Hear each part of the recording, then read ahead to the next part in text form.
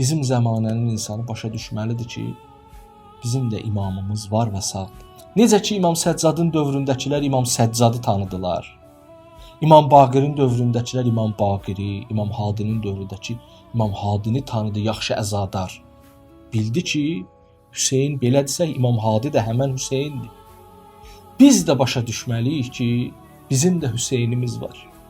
Bəli, and olsun Allaha ki, o da elə həmən Hüseyndir. Əgər onun dönəminə gəlsə, o da İmam Hüseyn kimi balalarını götürüb aparacaqdı.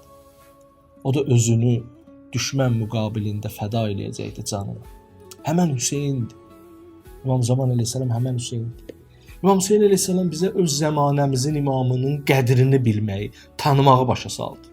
Dedi ki, sizin Allah sizə imamət veribsə qədrini bilin. Sizi çox sevir ha imam.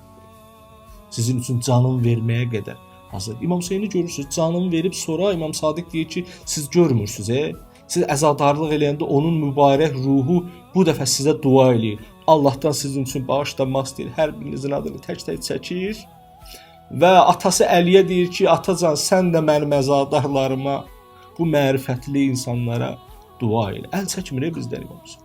Hələ qəbirdə və bərzəxdə necə olacaq və yaxud qiyamətdə necə olacaq? Bu dünyada canım verən axirətdə qüdrət əlindədir. Bizə nələr edir?